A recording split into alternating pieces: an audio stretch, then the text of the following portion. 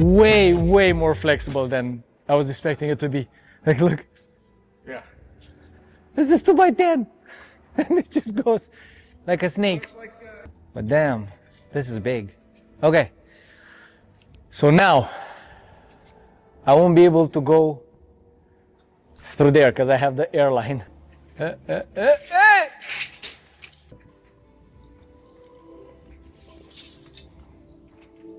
Yeah, this is 172. So it's gonna work. But now, let's see. Will I be able to turn with this thing? Because it's a narrow passage there. Okay. Let's put my forklifting skills to the test.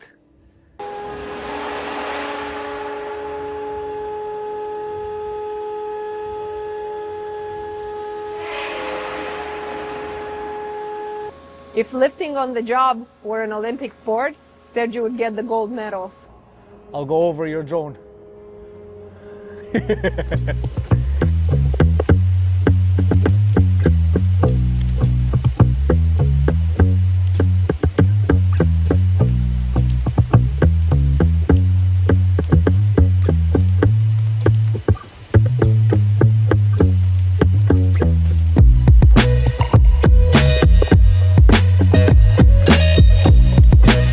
I'm not the Chuck Norris of forklift operators.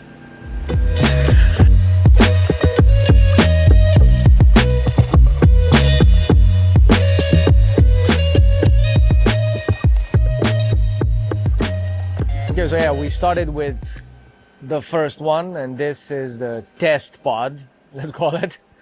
I wanted to see if, first of all, the idea came to life. And now that it's built, we're gonna start dressing it up, like finishing I call it the skin on the inside and on the outside. And then we're gonna start putting stuff inside. This most likely is gonna be the first lunchroom for the shop. So lunchroom / locker room. Putting cabinetry in it, see how we're gonna run power to it, put lights, put some ventilation. So there's still some development. And then hopefully by midsummer, we're gonna have another 5 at least. So a total of 6, but it might turn into 12 actually.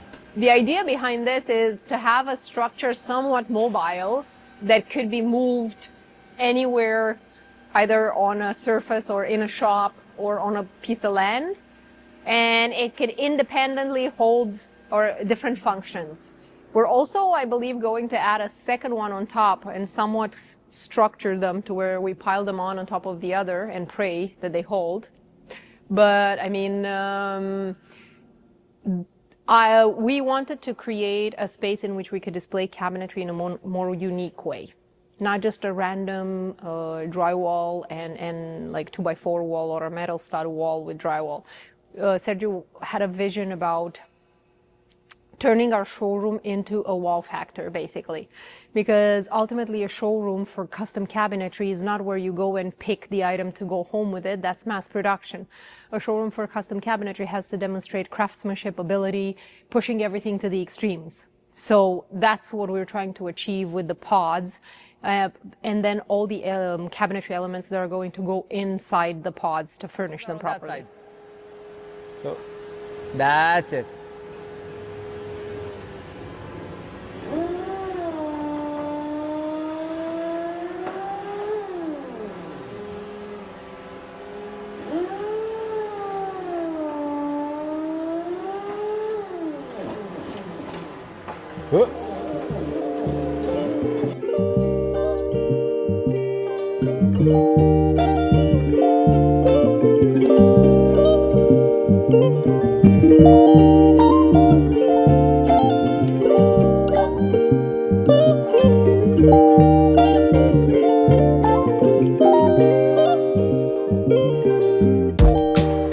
This is easy.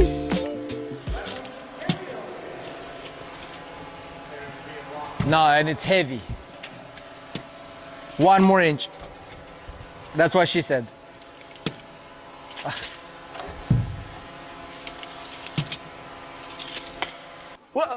Yeah.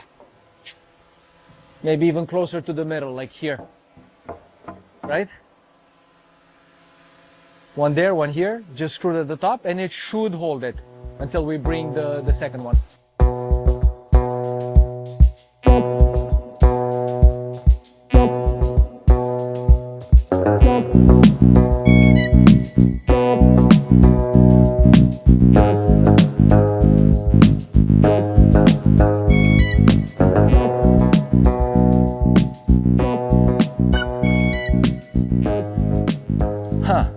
Should we put them on the side to make it a little bit easier?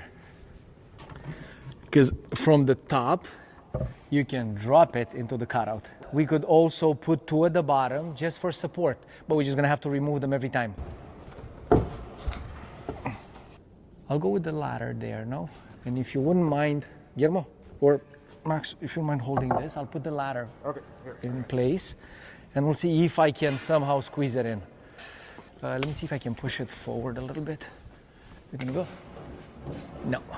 Because they have to be parallel, otherwise the joints are not gonna go in. So I'm gonna have to move forward with the forklift. Yeah. Something like this. About. Yeah. Should have done it 15 inches away, because the last ones go at the end. Let's see. How can I do this without hurting Mike?